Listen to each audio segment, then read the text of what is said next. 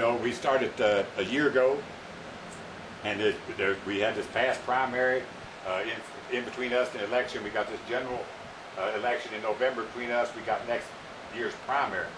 We're not in the primary. We're independent. We got 5,000 signatures. We're in the general election next November, which we'll have those. We can pick those up in a couple of weeks. But it's been very tough getting people's attention on what's going on in this campaign. We are different for sure, but a lot of people just can't think in terms of 2 or 3 election cycles ahead. So things have been fairly slim up to now. And we've had some terrific support. 2 months ago, we got the endorsement of the United Mine Workers of America. The first time in 120 years in their entire existence, that union, which is the oldest union in Kentucky, ever endorsed an independent. Thank you very much. I couldn't be more proud. Couldn't be more proud.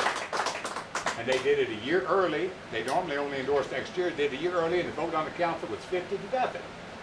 And I said, a Hawkeye and Steve, how come it was so overwhelmingly in our favor? They said, Galbraith, because you never lied to us. And what you've told us all these years has come to pass.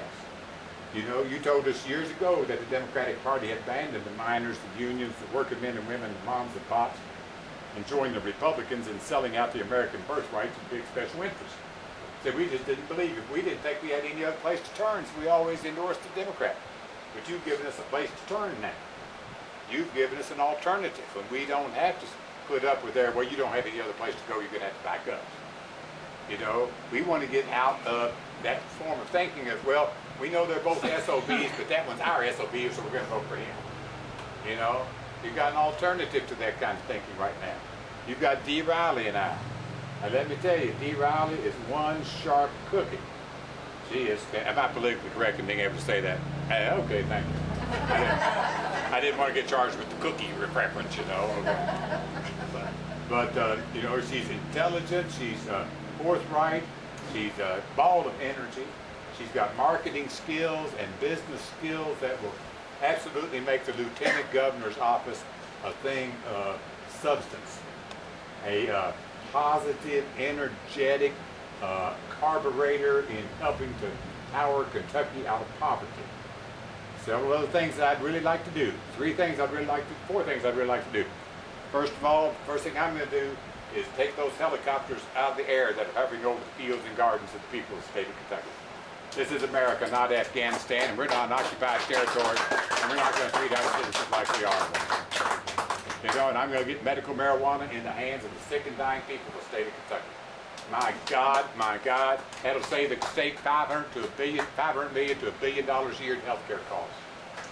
Half of the money spent on an individual in their lifetime, healthcare is spent in the last 2 weeks of their life, where they die in some high-cost, high-energy, pharmaceutical-filled tubes up every orifice. They got hospital beds.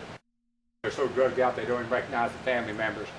I've had hundreds and thousands of people tell me they'd rather die at home with good marijuana in their own bed than have to go through that hospital ordeal. It's just the truth. I'm a criminal trial attorney. I represent people all over the state who have been growing their own medical marijuana. When they found out that the morphine and the Demerol and the OxyContin and the Lortabs didn't work, but good marijuana did for chronic pain management. 1/5 of the people of the state of Kentucky are disabled or on disability.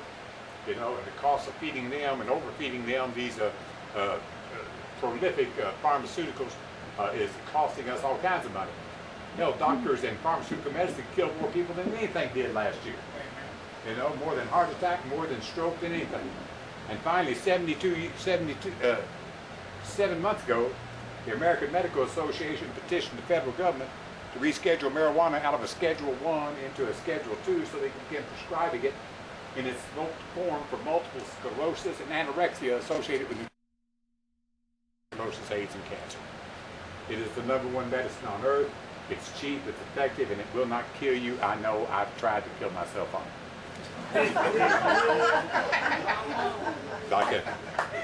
All it made me want to do is come and turn and choke the hell out of all the Nazis I come across in this life. But it's true. What can I tell you? It cured my asthma. I was 19 years old when I got discharged from the Marines because of asthma. I was asthmatic all my life, and I finally I was 4F, but I made the Marines take me because I had a couple of doctors say I'd outgrown my asthma, and I was on Paris Island, had back fast, we got discharged. I was 19 when I was 21. a friend of mine came back from the war who later became a doctor, and he brought some back and said, try this Gatewood, it'll help you. I tried it in 1968 when I was 21 and cured my asthma like that. Just like that. Haven't come close to having an asthma attack since the first time I ever tried it. And I've talked to thousands and thousands of people. Became its champion, became an international spokesperson for it.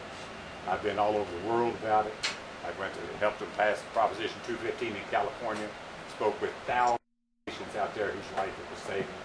And so I'm a proponent, won't back up whatsoever. I get some doctors every once in a while. I said, Calvin, you're crazy. You don't know what you're doing. And I said, let me guess, you're a 30 or 40 or 50%er. They said, what do you mean?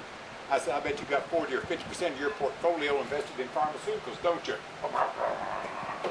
You know, that's where that's coming from. So, you know, we're going to get that.